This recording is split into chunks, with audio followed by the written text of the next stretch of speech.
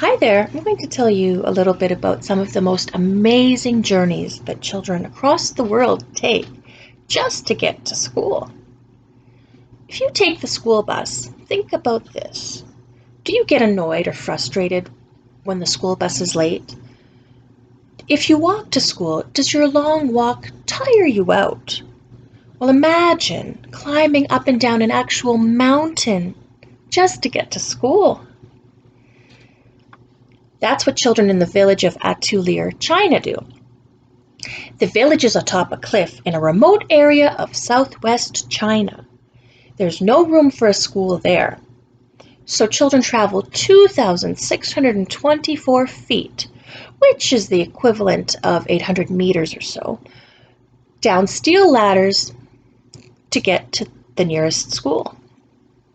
Now that sounds pretty scary, right? But if you can believe it or not, the trip used to be even more dangerous. Up until a few years ago, children risked their lives climbing rotting bamboo ladders. But in 2016, luckily, the Chinese government replaced the broken ladders with ones made of steel. Now, the trip is much safer. In Layag, Philippines, water is everywhere. The village is in a marsh, which is an area of land where water covers the ground most of the time. Until a few years ago, children had to put their supplies in plastic bags and swim more than a mile or 1.6 kilometers to school. Imagine that. That's quite a long distance to swim. The reason they had to do that is because many families in the area couldn't afford boats. Students would often miss school or arrive late, tired, and soaking wet. A group called the Yellow Boat of Hope Foundation changed that. Since 2011, it has provided school boats for students in Layag and in other marsh villages in the Philippines. Now, children across the country have a quick, safe, and dry way to get to school.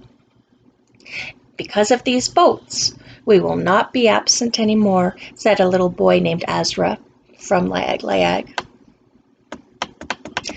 Lucas Meredith has a lot in common with the students in Atulir. The Colorado 12-year-old also travels down a mountain to get to school. But Lucas doesn't climb. He rides a gondola, which is an enclosed lift suspended from a cable. Feels like I'm riding a slow roller coaster in midair, he says. Lucas lives in Mountain Village, high in the ski slopes of Colorado. There's no school in his town, so he travels about 800 feet, which is about 244 meters, down the San Juan Mountains to the town of Telluride each day. One of his favorite things about the ride is that he often spots prairie dogs, elk, and bears amid the pine trees. He also thinks that the views are outstanding and breathtaking. I think I would think that too if I got to take that trip. Now, think about your own trip to school. I know right now we're staying in to keep safe, and things will get back to normal soon. But normally, how do you get to school? Do you go by car, by bicycle? Do you walk? Draw a picture and write a little story about what you see and on your trip and if you stop anywhere, what you hear. Also, if you can take any form of transportation whatsoever to get to school, what would it be? Post it here, and if that's not possible, share it at home with your parents.